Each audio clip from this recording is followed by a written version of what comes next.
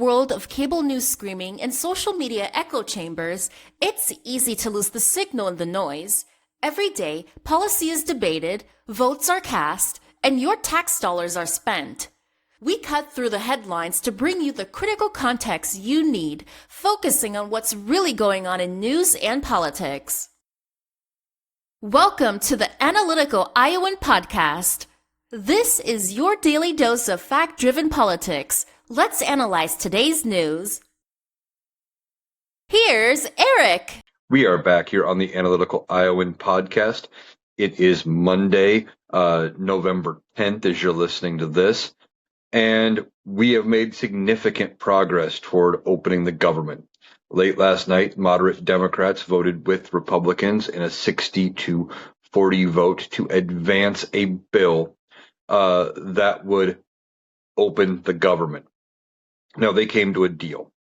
Moderate Democrats agreed to fund parts of the government till January 30th and other parts till the end of the fiscal year in September.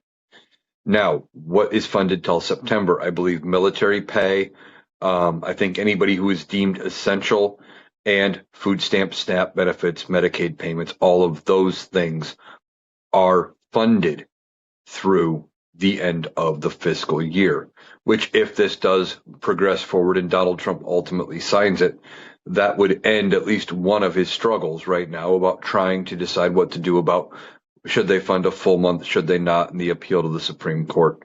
The rest of the deal would expire in January, and they would be right back where they are. They would need to negotiate. This buys them time where they're not having to fight through the holiday season. And I think both sides wanted to get the pressure off going into Thanksgiving and Christmas to make sure that SNAP was funded, etc. Now, Democrats did not get the extension of the Affordable Care Act subsidies that they wanted, nor did they get, that I'm aware of, any extension or reduction in the Medicaid cuts, the two things they were fighting for. But they did get a few other things in this deal. One of the things they got is everybody who has been furloughed gets back pay. Everybody who was fired during Donald Trump's reduction in force attempt during the government shutdown, even though the courts came back and said, yeah, a lot of those you can't really do because of union contracts and that's not how things work, etc. All of those people who they attempted to fire get brought back. There is going to be some limits put in place on presidential firing authority, so they can't just keep doing this the next time there's a government shutdown. They're going to clarify that. And everybody who was furloughed and everybody who worked, everybody that was affected by this government shutdown would get back pay. The other thing is there is a guarantee that the Democrats would get to bring forward a bill for a vote on the Affordable Care Act subsidies next month. Now, that may not be too late to affect prices for next year, but I really hope that they actually get it passed. This, from what I read, there was no guarantee that those subsidies would be passed, just that they would get a vote, and Republicans could still shoot it down. Now, why did they cave? Well, at first I was pissed that they caved, and I still am. But some of it makes sense, as I've seen other videos where creators are talking about it. And I just like everybody else, I take in all points of view and try to come up with a decent idea of what's going on. Republicans were offered the best deal they were going to get in this government shutdown. A 1-year extension of the Affordable Care Act subsidies. And that was it. That was the only thing Democrats wanted, said, we'll vote on it today. That happened on Thursday. And Senate Majority Leader John Thune said that's a non-starter, non-negotiable. We're not doing it. So I think Democrats realized that Republicans weren't going to pass anything on the Affordable Care Act subsidies. And they decided, at least some of them said, okay, well, we have to end the problems that are going on right now. So what they did was they got guarantees for food stamp funding, furloughed workers, etc., guaranteeing that they would get paid, that air traffic controllers would get paid, so it didn't affect holiday travel plans, et cetera, as they were talking about potentially cutting 10% of air traffic because of air traffic controllers not showing up to work. Some of them were just calling out because they could not afford daycare.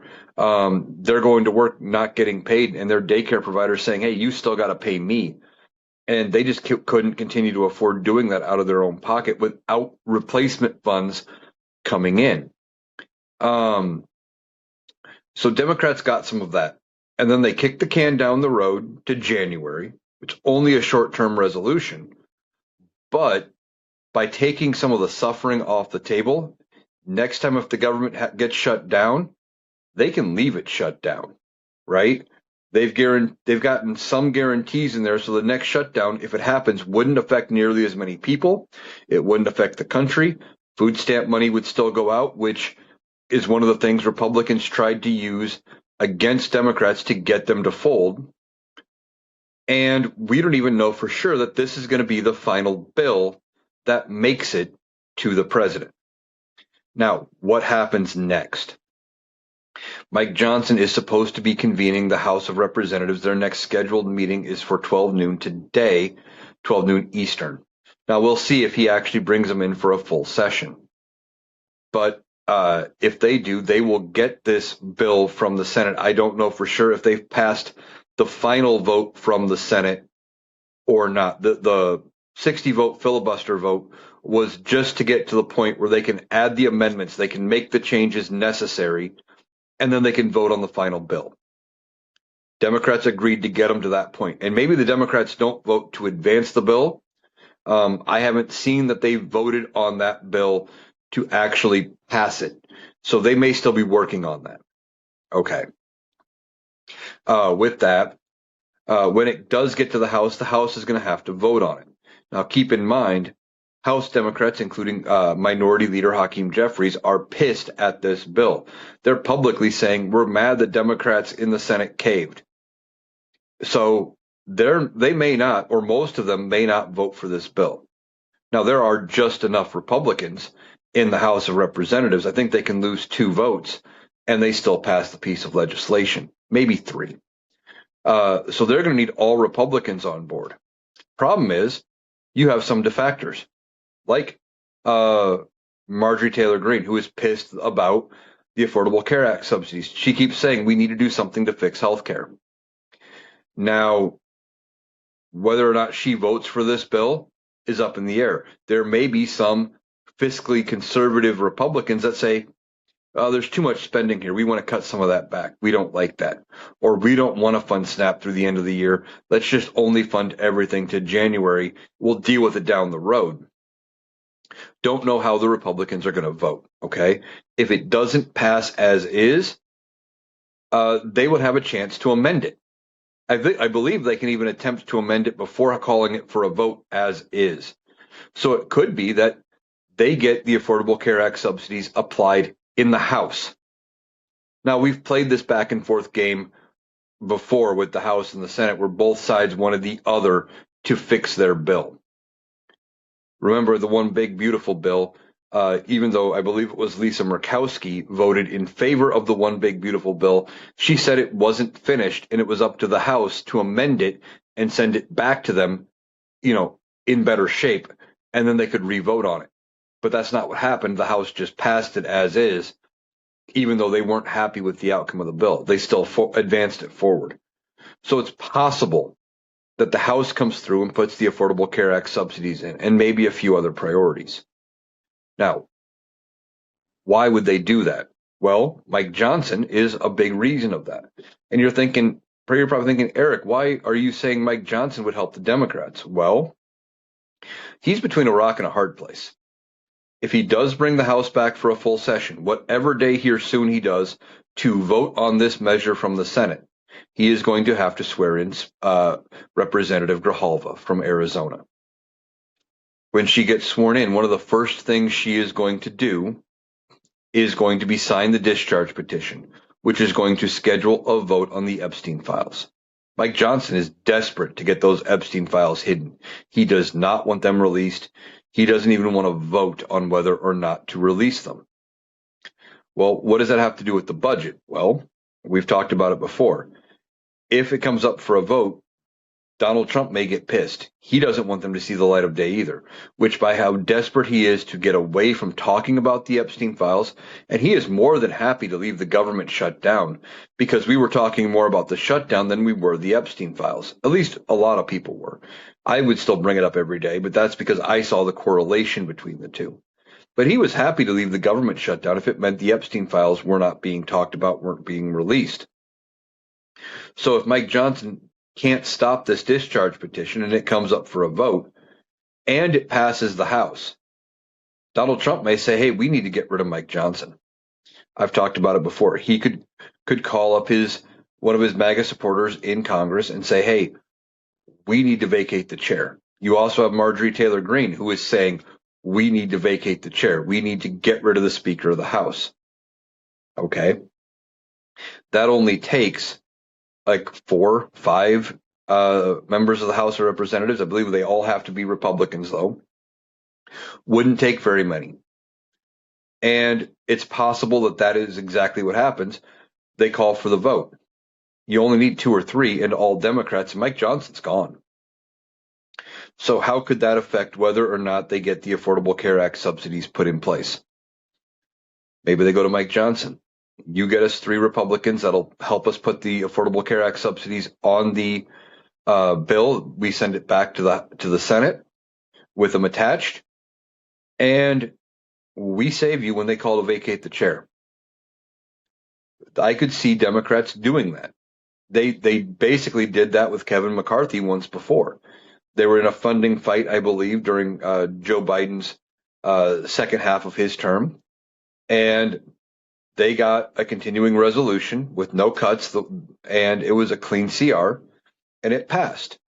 And not long after that happened, they brought a resolution to vacate the chair. Democrats saved Kevin McCarthy. They could do the same for Mike Johnson. Would they? If it gets them what they want and their priority in this government shutdown fight, I think they would. They have no reason to be loyal to Mike Johnson. They don't like Mike Johnson. But would they use him? It's politics. Of course they would. Now, that's the other side of it, though. They could turn around and say, if this bill passes without even giving an attempt to fix it or add the subsidies or anything like that, and they still call for a vote to vacate the chair, Democrats don't have to save Mike Johnson, and it would only take 2 or 3 Republicans to sink him. And I think he's keenly aware of that, of where he is at. Okay? Hakeem Jeffries could get his caucus to vote in lockstep, I believe, either to save him or to sink him. And it may come down to whether or not he ends up helping them get their priorities on this government shutdown back into the funding bill. Either way, unless it is an exact copy of the Senate bill, because both sides have to match, it will go back to the Senate once they pass whatever the House is going to pass. The Senate would have another attempt to fix it. And I believe when it comes back, it is still subject to the filibuster. And Democrats could be right back where they started, especially if the House made the bill worse. They may say, okay, well, you couldn't even get the House to vote on the bad measure that we agreed to. So, you know what? We're back to just saying no, we're until you give us what you want. This is far from over. And then there's the other side of it. When it does pass, even this, which this is not a great deal for the Democrats. Don't get me wrong. They should have held out for more priorities. I understand where they're coming from, but hopefully one of these ways works to get them what they want. Now, if they do get the Affordable Care Act subsidies in December, we can deal with that then. And that would be a good thing for Democrats. And that maybe that won't kill their momentum, and maybe they will be able to capitalize on it. If that fails in December, they're not going to be able to capitalize on this government shutdown at all going into the midterms. Okay, but the question is going to come up. Does Donald Trump sign it? Will he sign any version of this bill? Maybe. And why? Because he could look like the hero. Okay. He comes out, they pass it this week. Here we are 2 weeks before Thanksgiving, and they come back with, well, I saved SNAP. We got it. We got the deal done. We made it happen. We saved your food stamps. We saved Thanksgiving. He would look like the hero, at least in his mind. Now, we know the truth. We know that he's doing more harm than good when it comes to the economy and everything else. But he could spin it. And that's what he cares about. He cares about being able to give the impression to at least a certain group of people that will cheer for him that he's their hero. So does he sign it? We'll have to see. And if he doesn't sign it, then it has to go back to Congress, and they would have an attempt to pass it around his veto. Now, would they end up getting enough votes to go around the veto? Probably. And I'm assuming that based on knowing that if they don't do it, they're right back to square one and they're back renegotiating. And so they may get it through with overriding his veto, and maybe that is why Donald Trump signs it. We'll have to see. I mean, you never know with Donald Trump about what is going on inside his head.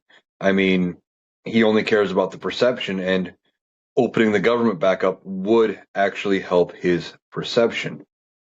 Now, we talked about Representative Grijalva, and she may get sworn in today. She's going to sign the discharge petition. Okay, that is going to schedule a vote on the Epstein files, and Donald Trump desperately wants those to be hidden. Now, when that vote gets scheduled, this is not about actually releasing the Epstein files. I want you to remember that. This vote is more about putting Republicans on record, one way or the other, because I almost guarantee you all 214 Democrats are going to vote to release the files. There's going to be at least 4 Republicans that will vote to release the files. The question is going to be, what happens with the rest of the Republicans? Where does their allegiance side? Do they stay with Donald Trump, who has said if you vote to release the files, you are hostile to this administration? Or do they side with their voters who want to see the files? Now, Donald Trump did run on a campaign of releasing the Epstein files, but his whole idea, I think, behind running on that campaign was to do what he attempted to do this year, going back to the beginnings of his administration, put in somebody like Pam Bondi, who would come out, who'd be a loyalist, put out a statement, say, yeah, we looked it over. There's nothing to see here. There's nothing going on. Have people come out and say, well, no, there were no co-conspirators. Jeffrey Epstein just trafficked the girls to himself and Ghislaine Maxwell. That's it. There were no clients. There was nothing. It was just Epstein and Maxwell. And they thought he thought that he could effectively just bury it by being the president. Now, ironically, one of the things that might have actually worked in his favor was not running for election. Kamala Harris was not running on anything to do with Jeffrey Epstein. She was focused on fixing the country. Now, should they have done something with Epstein and, should we have released the files, gone after those people we could charge with crimes if we can, with as long as they're within the statute of limitations? Definitely. I'm not saying that the DOJ shouldn't have done anything, but that wasn't Kamala Harris's focus. She was on continuing the work Joe Biden did to fix the economy from coming out of COVID, the economy Donald Trump screwed up, and getting us going on the right track, making things more affordable, and doing things like passing a first-time home buyer tax credit, trying to make it so people can afford to live, doing those things. Those were going to be her priorities. She wasn't running on the Epstein files. Donald Trump just thought, oh shit, I got to get away from these. Best thing I can do is get in charge, get on top of it, and I can get it buried. I can talk my way out of it if I'm in the presidency. Well, how's that working out for you? It's not, because every time they brought it up, trying to distract from it, their voters just want it released that much more. Now, why? Well, as I've talked about, they want it released. The Republican MAGA voters want it released because Donald Donald Trump and everybody else has said for so long that that Democrats do all of these awful things to children. They are convinced the only names on the Epstein files will be Democrats. Now, I guarantee you that is not true, in part because you have people that aren't even American on that in the list. We've already seen that. You have talks of Prince Andrew and the one ambassador or whatever, whoever it was from the UK over who ended up losing his job already over his connections to Epstein. And as soon as it came out that he was connected, Britain took action and let him go. But Republican voters are convinced that it's only going to be Democrats. And, if there are Democrats, we want them held accountable. Should they be charged and prosecuted if possible? Yes. If it's possible for the victims to go after them civilly and get damages, should that happen? Yes. All of that needs to happen. Now, when it comes to any of it, the thing is, if any of that's passed and we can't go after them criminally or civilly or whatever, we still need to know who's in the list because we need to make their lives miserable. If they're an actor or an actress in Hollywood, they need to be blacklisted. Don't buy from, if they're a CEO of a major company, maybe we do boycotts. Maybe we go out and we just blast them all over social media. Maybe their company just decides to part ways and they can't get a job anywhere. If you are connected to Epstein, there needs to be ramifications, and it may only be what we can do in the court of public opinion. So Donald Trump doesn't want the Epstein files released. If they come back to vote on this deal, which I think they will in the next day or two, Representative Grijalva is going to get sworn in, which is a good thing. She will be able to get to work for her constituents, but not only that, she will get to sign the discharge petition. Now, we've been talking about this potential of getting rid of Mike Johnson. Now, those are two of the ways they could get rid of him. And they could even pass this with no options. They could pass the Epstein files with no options to get rid of Mike Johnson. And it still could come up down the road. And again, Democrats could potentially be the deciding vote to save Mike Johnson. I think they may need to lean on him a little bit because I think he is terrified of getting voted out as speaker. And they may be able to get something out of him. Now, we'll have to see how this vote goes, if it happens later today or tomorrow.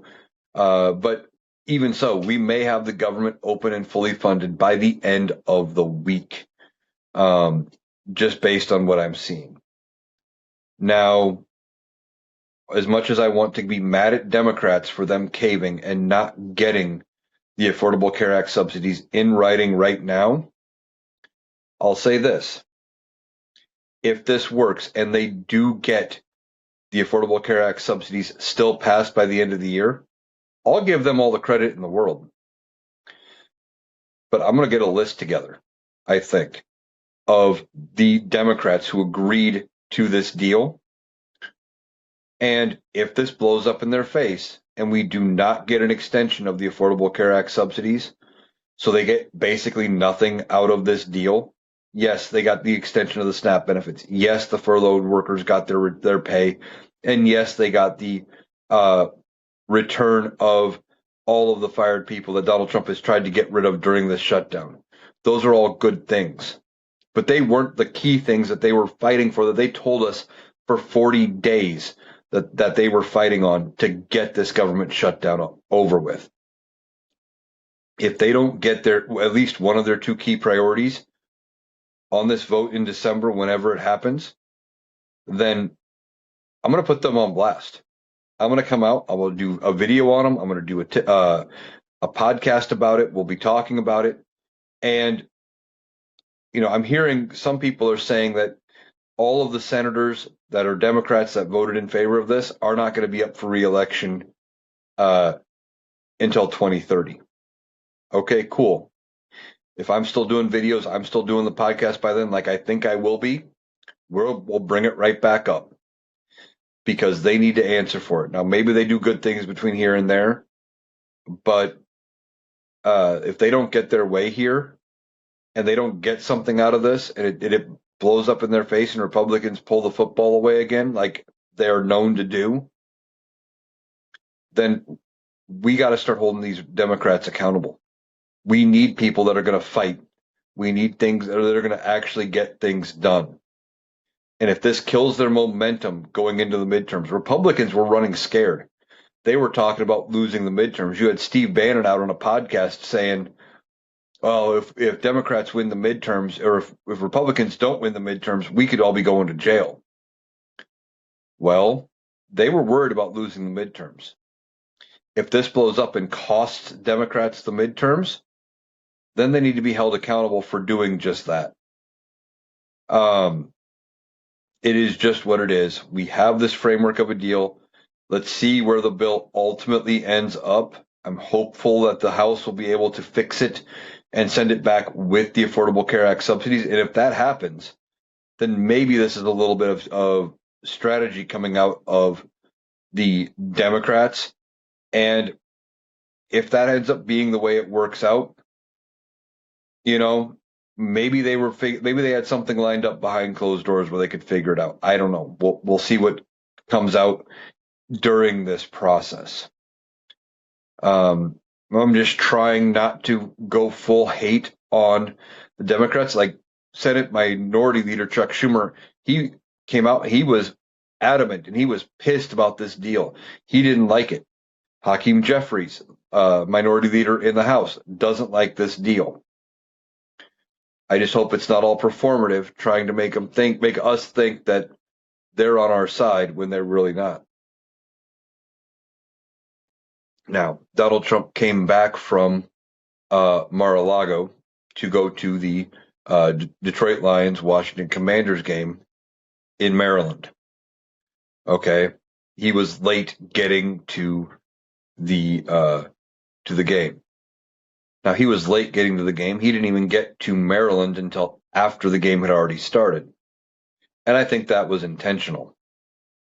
They did a flyover of the stadium in Air Force One. When have you ever heard of Air Force One flying over a stadium full of people other than when Donald Trump is involved? Never. This is performative by Donald Trump, trying to make it, think that he's going to get all these cheers and look at how great I am, etc. Now, he showed up for the halftime show. He was about 80 minutes late getting to the game. And when he got there, the crowd noise was so loud, he was definitely getting booed. The boos far outnumbered the cheers. There's no way that he did not hear that, and he didn't realize that he was getting booed. And that had to sting him on a pride level, because Donald Trump is a narcissist. We know this. We've talked about this. He only cares about his image and how does it look? How do things make him? How does he present himself to the world, etc. And he wants to be the popular guy, the tough guy. He's always talking about crowd sizes and poll numbers and things like that. And this was a stadium full of people that were booing him. This was also during their salute to service event where he showed up. They were doing their salute to service during the halftime show, and he issued the oath of enlistment. I don't know if that's the correct term, but the oath anyway to the new service members. And I'm not 100% sure which branch it was. I think Army, but I could be wrong.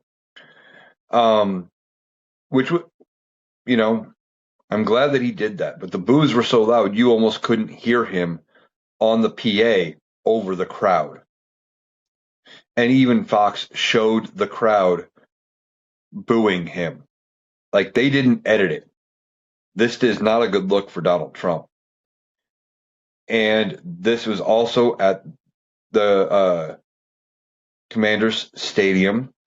And they are going to be moving to a new stadium soon. They are working on, I believe, retrofitting and remodeling and upgrading RFK Stadium. And he wants them to name the stadium after himself. Yes, Donald Trump wants RFK Stadium to be renamed, not in favor of RFK, but in favor of Donald Trump.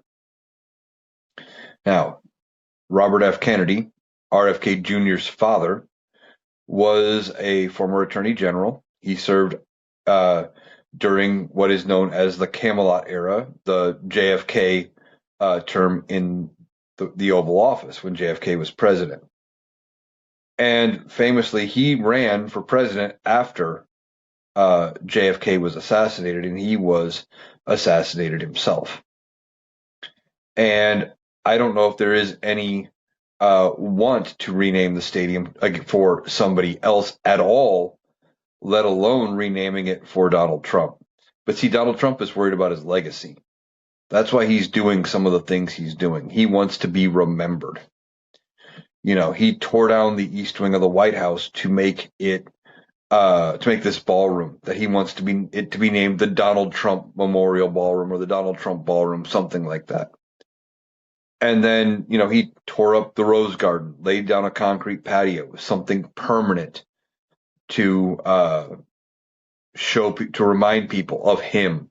He wants to build a Arc de Triomphe in the National Mall. Again, something big to remind people of Donald Trump. And this could be because he's dealing with his own mortality. He's worried about aging. He's worried about his health and whether or not he even makes it to 2029 and the end of his term. Now, his son Don Jr. says he is the heir apparent, I believe, to MAGA, coming out floating this idea of him running for the presidency in 2028. Now, which is funny because if there was going to be a Trump on the ballot, you think Donald Trump would try to do everything in his power to make sure it was himself. And he wouldn't let his son try to take that credit or that title.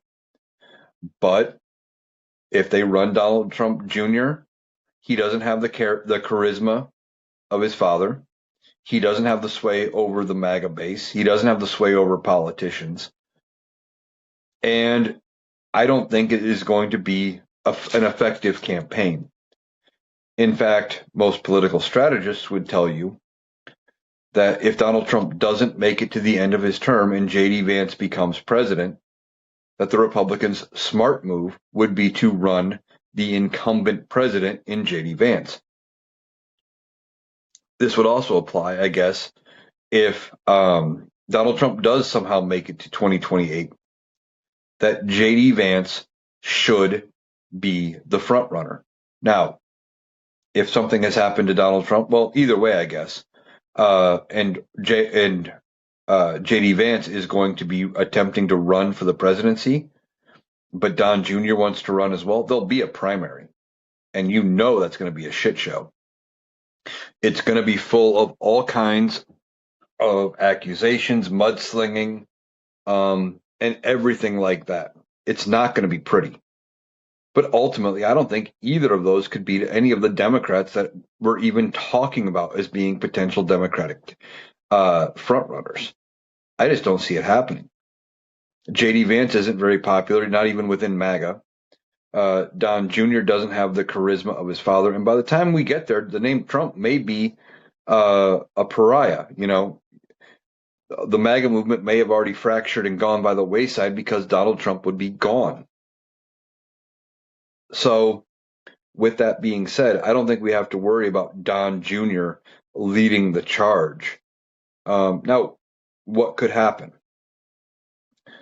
What could happen here is maybe this isn't just an outlier weird thought, but if the Republicans are deciding that, hey, you know what, we don't have a chance in 28, we know we're going to lose, and J.D. Vance is completely unpopular, maybe they don't run J.D. Vance. Maybe they don't run Don Jr.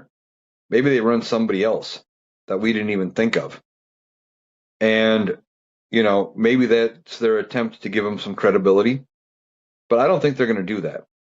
I think what Republicans are wanting to do is they're going to want to run J.D. Vance, probably with Marco Rubio, and have them be sacrificial lambs. have them go into it knowing they're going to get beat, and then let the Democrat run on all of the bad things that the Republicans did under the Trump rule, the Trump administration, etc. They'll come in, they'll fix things, and then they'll turn around and come out in 32 and say, well, they didn't fix it fast enough. They didn't fix it the right way. We can make things better. So you need to put us back into power. And then they could run a reasonable Republican. They could run a Brian Kemp, maybe a Chris Christie, somebody like that. One of the non-MAGA Republicans. I mean, you're already seeing some people move away from MAGA, like Marjorie Taylor Greene. She's becoming more and more reasonably minded. Now, does that mean she's not MAGA, that she doesn't believe in everything they do? No, that doesn't mean that at all. That just means she sees the writing on the wall, and that she is going to try to find a way to keep getting herself elected. And I think she is trying to set herself up for a statewide bid in Georgia, where she attempts to win either the Senate race, not this cycle, but next cycle, or she attempts to run maybe for governor in 4 years or something like that. I think she's got her eye on something statewide. I don't know what it is yet, but I just do. I think that's what it is. Some people are saying she may attempt to run for president as a Republican. And with her trying to make herself a more moderate Republican, it wouldn't work. I don't think she would ever be president. But that might be what she's gearing up for, trying to become a more middle of the road Republican as a counterbalance. So maybe she has a chance. But even that, I don't think any of those people we've already talked about, Don Jr., J.D. Vance, or Marjorie Taylor Greene, have a chance against a Democrat in 28 because things are that bad. The only way they have a chance is the one option they're not going to do. Get rid of Donald Trump, move on to J.D. Vance, and start reversing Trump policies. Now, it's not going to happen, okay? Because the MAGA base will not accept anybody. The only way they can move past Donald Trump is for him to keel over or have some other televised health issue where they realize he is unfit to lead anymore. You know, something where it is evident that he needs to be in assisted care, a nursing home, something like that, where he is not able to function. And if he is able to talk and text and tweet and do interviews and do all those kind of things, and they try to move past him, he will burn the Republican Party down around him because he will take out his vengeance on them for getting rid of him, because that is who he is. Now, with this government shutdown and people are hurting for money, Donald Trump is floating this idea again of kicking out rebate checks. This is like the fourth, fifth time these rebate checks have come up because of Donald Trump and his tariffs. And now he is saying that he would kick out rebate checks of something like $2,000 to every American. Well, let's see. There's 330 million Americans. That would be $660 billion that we would have needed to raise to do that. Okay. Some estimates are saying we've only raised about 300 to 350 billion. So we don't have all that money sitting there that he thinks we do. Not to mention we run on deficit spending, which means it is going out faster than it is coming in. The tariff money isn't just sitting on a shelf somewhere gathering interest. It's gone. So it's not there to kick out these payments. We're not running a surplus. So we haven't raised enough money to do it. It's not just sitting there. They've used it to pay other bills. And the other thing is, it would take Congress to agree to any kind of stimulus payment. Congress controls the purse. But see, Donald Trump doesn't care about any of that. He's got his talking point. He can say, well, I want to send you guys all a check. And now he can ask Congress, or he can, when they finally open the government, he can say, hey, let's do this. And when Congress says no or doesn't take it up, he could try to blame Democrats in Congress. Well, the Democrats blocked it with the filibuster, which is entirely possible. And he'll just say, well, I tried. But he's got his talking point about the good thing he wants to do. Problem is, we haven't raised the money that he makes you think is there to do this. And, he can't do it on his own. So if we've only raised 300 and some $1 billion, but it's going to cost 600 and some billion. Well, that math doesn't work out. And I thought we were making all this money to end up, making the country better and paying down our debts and our deficits and things like that. So what's really going on there? No idea. Donald Trump doesn't care about any of that. He just wants to win and to look like a hero to the American people. And that came up as people were talking about not being able to afford Thanksgiving dinner. He got called out to his face about the cost of this Thanksgiving meal basket from Walmart.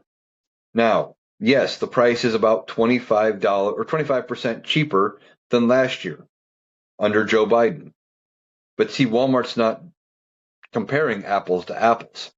And whoever got this data together obviously didn't either. When they showed it to Donald Trump, it's not the same items. You are talking about, I believe it was 29 items last year, 15 items this year, and it's only about 25% of the cost. Well, you got half of the items aren't there that were there last year.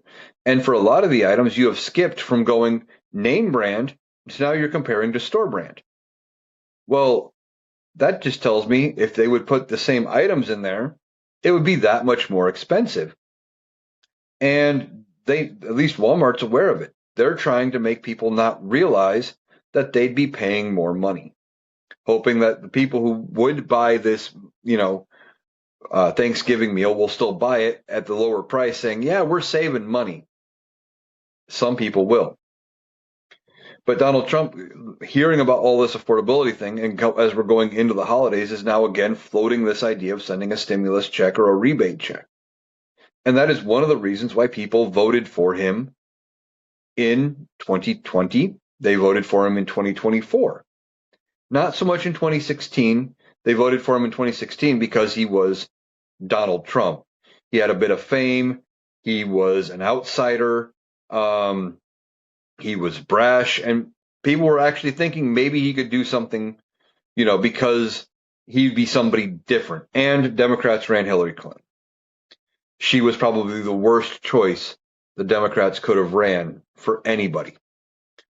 But in 2020 and 2024, there had already been stimulus checks gone out under Donald Trump for the economy because of COVID. And people remembered that. Same thing with farmers. Farmers remembered Donald Trump bailing them out after the tariffs during his first term. Problem was, the tariffs were put in place by Donald Trump, and that's what fucked him over. And then he had to give him a bailout and make him whole. But see, they just remembered the check, and they went, oh, well, he fixed the problem, so we're going to vote him again because maybe we'll get another check, which is a bad reason to vote for a politician. But see, he's floating this idea again because it would be a cheap and easy win, not monetarily cheap, but something that he could do as long as Congress approved, that would grant him an easy win, generating a lot of buzz and making people talk about him doing something good for the country. Well, here's the thing with those tariffs. Well, there's two things with it. One, that's our money anyway. So if there's enough money there, and if it's not sounding like we've raised enough to do this rebate, but if we have raised enough that he can afford to send out $2,000 plus to every taxpayer, then, and the money's coming from the taxpayers anyway, because ultimately, and his own attorney in the DOJ admitted it before the Supreme Court that the American consumer pays the tariff. Well, if there's enough money that we can get a rebate, here's an idea. How about you just stop the tariffs? They're not doing what you want anyway.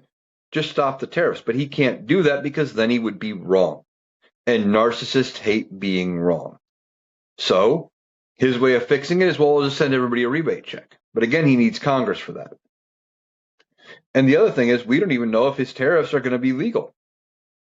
Supreme Court is currently deciding that case.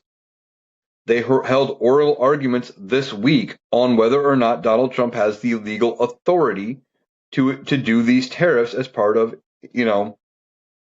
what he is calling an international emergency, a national emergency about international trade and how we're getting ripped off by all these countries. And he's trying to say national security this and emergency powers that.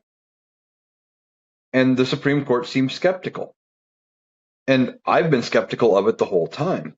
He's trying to rationalize out anything and everything as an emergency. I mean, he put 50% tariffs on Canada because one of the premiers, I think, of Canada, I think it was from Ontario, played an ad that had clips of Ronald Reagan talking about how bad these overall tariffs against everybody that Donald Trump is doing, these blanket tariffs, really are.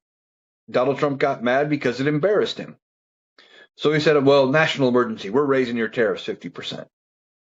That's not a national emergency. That's you got your feelings hurt. So we don't know how the Supreme Court's going to rule on this. We don't even know when the Supreme Court's going to rule. And the money might not even be there to give back to the American people. Like I said, I don't think they've raised nearly what they would have had to in order to give out these rebate checks. But this is Donald Trump's brilliant idea to make it seem like he has got a solution to people being able to afford anything, because he knows it would be a good hype. And what happens if they're set to send these checks out and the Supreme Court says, well, yeah, government, I'm sorry, Donald Trump, but no, you don't have the authority for the tariffs, and you have to kick all those tariffs back to the people that paid them in. Well, see, here's what would happen. If the tariffs have to go back, they go back to the companies that paid them. And great, they get the money back. Are they going to lower their prices in response? Probably not, because they've already gotten us used to paying the higher prices. So they're just going to call that profit. Maybe not profit, but a return on an expense, or however they want to classify it in accounting. They're going to put it on their bottom line and move on. We're not going to see prices go down if the tariffs get rolled back. We may see them not go up as fast anymore because the tariffs would be gone. Now, some things obviously that have suggested manufacturer retail prices from foreign countries potentially would go back down because you'd have to try to stay within those suggested numbers. But still, we don't even know what the fate of his tariffs are going to be. And he's floating this idea of saving everybody by giving them a rebate check. It's another example of Donald Trump breaking something that wasn't, that he was just breaking something and then trying to fix the thing he broke to be the hero. He didn't need to put the tariffs on because they don't work not the way he wants. We know this through history, and if he was smart, he would know this. But now he wants to be the hero and send out these rebate checks. It's all about optics, and it's all about perception with Donald Trump. Lastly, we are hearing from this administration that they have another idea, another brilliant idea, and I hope you can understand how much sarcasm was just put in that, to make home ownership more affordable for the average American. And you might have heard about this, and this is one of the dumbest ideas I've ever heard. And that is, they want to issue a 50-year mortgage option. They want to make it possible. So instead of going to your lender when you go to buy a house, instead of getting a standard 30-year loan, that they have the option to approve you for a 50-year loan. Let that sink in. 50 years. I believe the current retirement age in the United States is somewhere around 67, I think. And that would mean you take out a mortgage at 18. If you only make the minimum payments, your mortgage is not paid off before you retire. And that's not counting refinancing. That's not counting doing anything with the loan. Now, there are people who are saying, well, there'd be an upside. The upside is your home would gain value as the years go on. Sure. But if you know how loans work, when they amortize a loan, they figure out how much of each payment, assuming you make just the minimum payment, goes toward interest, how much goes toward principal every payment. And I don't even want to guess how many of the first payments in a 50-year loan would be like 90 to 95% interest. They would front load all of the interest into that, where even if you pay on it for 10 years, you're barely going to have anything paid down on that loan. This would leave you in debt forever. I'm in my 40s right now. If I took out a 50-year loan on the house I am in right now, first of all, I'd be kicking myself because I got such a great interest rate during the COVID pandemic that Donald Trump caused. And I would lose that. I don't think I'd actually save any money. But that aside, I wouldn't be done paying it off till I'm in my 90s. Now, yes, the upside is the lower payment because you would have a much lower payment. By spreading out how long you're going to pay it off over more years, yeah, you pay more interest, but you lower the payment amount. And I don't even know, I saw some of the stuff on the math and I don't remember all of it, about how much you would save by doing a 50-year loan. You'd save some money on your monthly expenses by having your bill lower, but it would take you so long to pay it off. And then what you would have to do is at some point you would have to refinance and then start over again. So you pay on it for 5 years. Okay, maybe you've made no progress or very little progress, but now your house is worth even more. So you borrow again, you get a better interest rate, and maybe you get even more money. So your payments now go up, but you're in a better financial situation. I can see that kind of a benefit, but for most people who can't afford to live right now and they can't afford to make payments and get a house, just extending the term is not the answer. Better wages would be a better answer. Making other things more affordable, a home buyer credit, something that would make things more affordable for people. That would be better than trying to extend how long you're in debt for. Now, you take out a 50-year loan, using my example of me in my 40s. Okay. I retire at 68, 69 years old. I still have about 15 years to pay on my house. That means a chunk of my Social Security retirement and any other retirement benefits I have every single month would be going toward paying off this mortgage.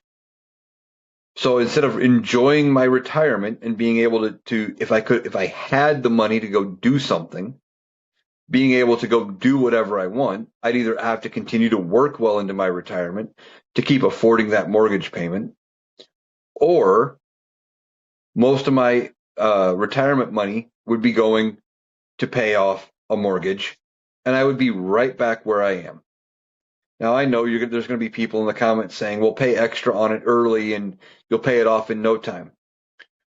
If you're in such a financial bind that you can't get a 30-year mortgage and you got to go with the 50 just to get a payment you can approve or afford and approve and to live, the lenders are going to jump for that option because they make the money on it. And if you're barely able to hang on and make that lower payment, there's no extra money to keep paying anything toward getting it paid down any quicker. You're just hoping to survive. Again, you're hoping that you can end up refinancing down the road and maybe getting rid of that loan at some point, but you don't want to have 50 years worth of mortgage payments. The interest would be astronomical. It's all about keeping people in debt for a very long time. And it's not a good option. There are other ways to fix the economy. But see, this administration doesn't have good ideas. All they have is things that make other wealthy people more money. The only person or group of people that would come out ahead on a 50-year loan is a bank because they get all the interest. and they would have 50 years to get interest payments out of one person. And what happens when, I get that 50-year loan? I've got to make it to my 90s and I don't, and I pass on. Whoever I leave the house to would have to use whatever insurance monies I have, et cetera, to pay off the house then. Something that maybe should have already been done with. And if I'm not planning for it, thinking that I'm going to make it till the loan's paid off, there may not be anything to leave. And if I don't have enough life insurance or whatever to cover the balance of that loan, the people inheriting it would have to pay off the loan or lose the house. It is all about preventing people from having generational wealth. Now, you're going to get some people that are going to say, well, pay on it for so long, refinance, because it's going to become more valuable. When you go to pass on, whoever you leave it to, they can refinance and get a bigger loan with the same term, and now they have equity. Yeah, but you're still setting them up if they get a 50-year loan of a lifetime of paying on a loan. It's still not a good idea. I mean, it's an idea, but not a good one. And if that's the best this administration has, I'm not surprised. That is nowhere close to what Vice President Kamala Harris was talking about when she was running for president. She wanted first-time homebuyer credits. She wanted to actually incentivize builders to not only build new homes, but then build those homes with the express intent of selling them to families or individuals and not selling them to companies and landlords. But see, this administration didn't like that idea. And here we are. Their best idea means putting more money in the hands of insurance companies. All right, that's going to do it for the Analytical Iowan podcast today. I'll be back tomorrow to talk about the ramifications of this deal on the government shutdown, what happened in the House, if anything today about it, if it does move from the Senate to the House, and where things ultimately end up. Because there's always stuff to talk about, always stuff going on. We'll have to see how well the Democrats actually make this work and see if this was a winning strategy. In the moment, it looks like it's a bad deal for Democrats. If the strategy pays off and they get everything they want in the end, we'll have to give them credit. If not, we have to hold them accountable. So I want to take the time to thank you for joining me today. Like I said, I'll be back tomorrow, and we'll have even more to talk about.